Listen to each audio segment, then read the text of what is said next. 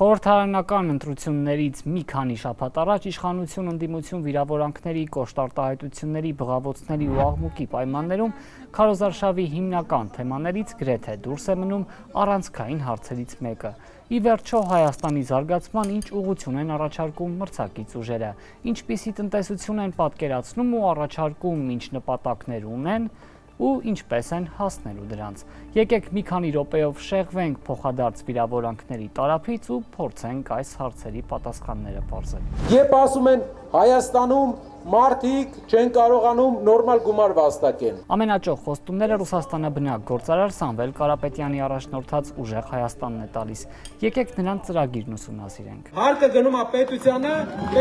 վճարում է տոկոսը։ Ուժեղ Հայաստանը երկրի զարգացումը արտահանմանը միտված մշակող արդյունաբերության հետ է պայմանավորում։ Հայտարարում են ՀՆԱ-ում մշակող արդյունաբերության մասնաբաժինը 20%-ին հասցնելու մասին։ Իսկ ինչպես հասնել այդչափ զարգացման։ Շռայլ խոստումների հետևում մանրամասն ու հստակ քայլեր ուժեղ Հայաստանը չի ներկայացնում։ Ընդհանրական նախադասություն են կարդում, թե մեջբերեմ մենք կարևորելու ենք ֆիզիկական ներդրումները առավելապես մշակող արդյունաբերության մեջ։ Խոստանում են քայլեր ձեռնարկել ու միջազգային կորպորացիաներին Հայաստան հրավիրել, ընդ որում նախապես ընտրելով այդ ընկերություններին։ Շատ շուտով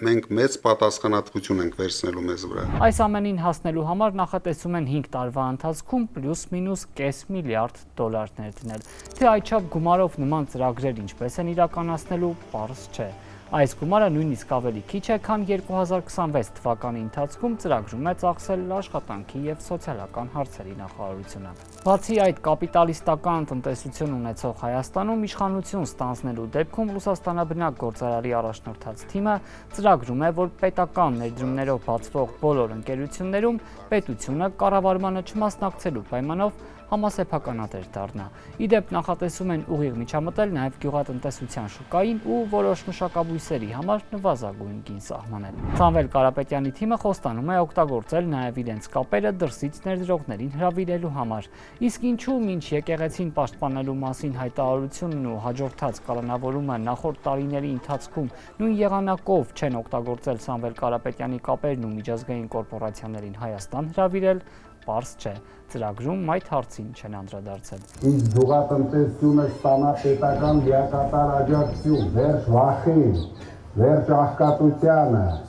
ուժեղ Հայաստանը գալիս է։ Հայտարարում են, թե այս քայլերի արդյունքում արտահանման ծավալը կհասնի Հայաստանի ՀՆԱ-ի 35%-ին։ Այսքան կտրուկ ու մեծ տնտեսական փոփոխություններ խոստացող թիմը, սակայն ծրագրում գեթ 1 ապրանք չի նշել, որն օրինակ կարելի է այստեղ արտադրել ու արտահանել։ Նախատեսում են մոլիբդենն այստեղ մշակել ու որպես պատրաստի ապրանք արտահանել, թե օրինակ հաստոցներ, մեքենաներ, հեռախոսներ ու IT այլ սարքավորումներ արտադրել։ Այս մասին ոչ մի բառ չկա։ Սամվել Կարապետյանի գլխավորած դաշինքի մյուս հիմնական խոստումը քաղաքացիների ու բիզնեսների համար հարկային բեռի նվազեցումն է։ Ավելին խոստանում են նույնիսկ եկամտահարկն ու շահութահարկը տարածաշրջանի ու արևելյան Եվրոպայի այլ փոքր պետությունների համեմատ ավելի գրավիչ դարձնել։ Ինչպես են մի կողմից հարկերը նվազեցնելու, մյուս կողմից խոստացված ծրագրերն իրականացնելու։ Պնդում են, թե ցածր հարկերով բիզնեսներն ավելի ազատ կաշխատեն ու ավելի մեծ արդյունք կարձանագրեն, ինչն իր հերթին հետագայում կնպաստի ել ավելի բարձր պետական մուտքերին։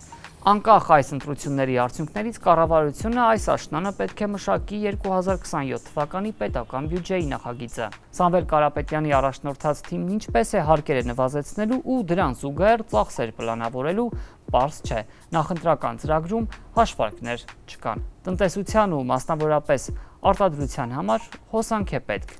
Ինչ են առաջարկում էներգետիկայի վերաբերյալ։ Մեծամորի ատոմակայանի էներգաբլոկը կարող են շահագործել մինչև 2036 թվականը, մինչ այդ անհրաժեշտ է նորը կառուցել։ Իշխող քաղաքացիական պայմանագիրն օրինակ նախատեսում է փոքր մոդուլային ատոմակայան կառուցել, թեև դեռ հստակ որոշումներ չկան։ 10 տարուց քիչ ժամանակ է մնացել և մասնագետների կարծիքով կառավարությունն արդեն պետք է հողի վրա աշխատանքներ սկսի չուշանալու համար։ Մոդուլային ատոմակայանների տեխնոլոգիան դեռ նոր ու դեռևս շատ փորձված չէ։ Այն արևմուտքում, մասնավորապես Միացյալ Նահանգներում հեռանկարային են համարում, ինչը սակայն դեռ մշակում են։ Միևնույն ժամանակ Ռուսաստանի իշխանություններն առաջարկում են նորը չփորձել ու իրենց օգնությամբ նոր ատոմակայան կառուցել ռուսական տեխնոլոգիաներով։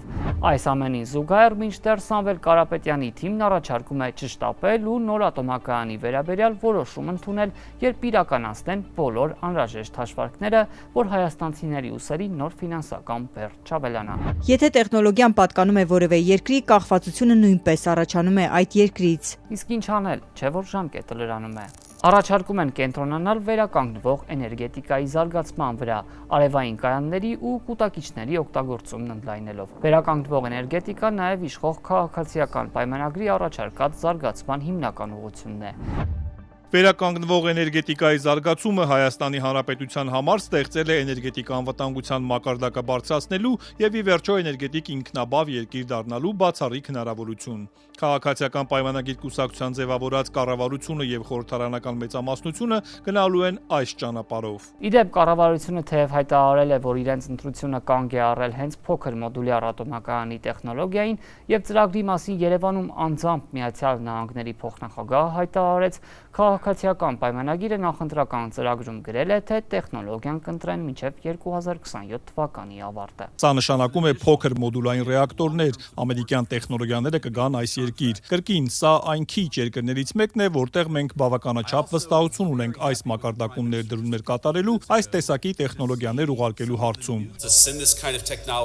Իշխող կուսակցության ծրագրում մեծ տեղ են հատկացրել բալանսավորման անհրաժեշտությանը։ Իշխող թիմի ներկայացուցիչներն այդ մասին գրեթե ամենօր են խոսում։ Նախընտրական ծրագրի զուտ տեքստային մասում թեև ձևակերպումներն ընդհանրական են, քաղաքացիական պայմանագիրն ի տարբերություն մրցակիցների թվերով ու չափելի տասնյակ խոստումներ է տալիս, որոնց իրականացումը հետագայում կարելի է ստուգել։ Խոստանում են օրինակ 5 տարվա ընթացքում արդյունաբերական արտադրանքի ծավալը 50%-ով մեծացնել։ Իշխող թիմը ծրագրում է մեծացնել փոքր ու միջին բիզնեսի տնտեսությունում ունեցած կշիռը։ 20,000 նոր սարքավորումներ են խոստանում, այդ թվում գյուղատնտեսական տեխնիկա։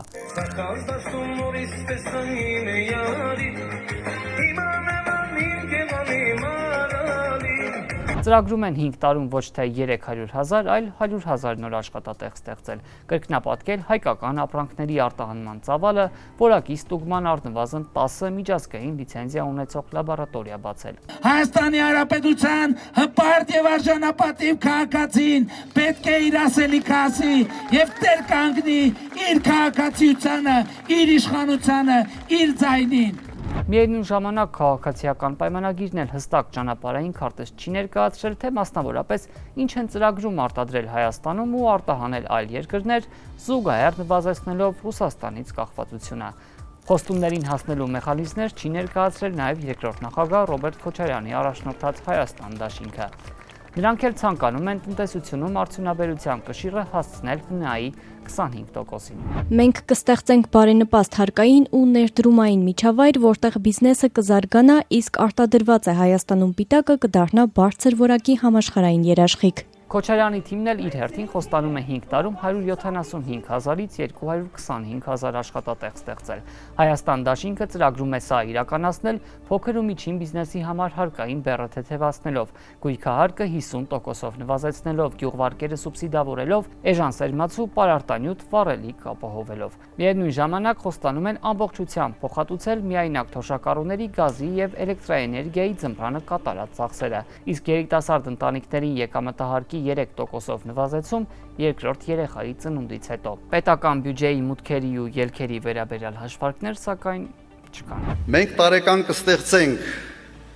դա արդեն հայտարարվել է, 35-ից 45,000 նոր աշխատատեղեր։ Այնքան ժամանակ, մինչև գործազրկության մակարդակը կիջնի մինչև 5-6%, այսօրվա 14%-ի փոխարեն։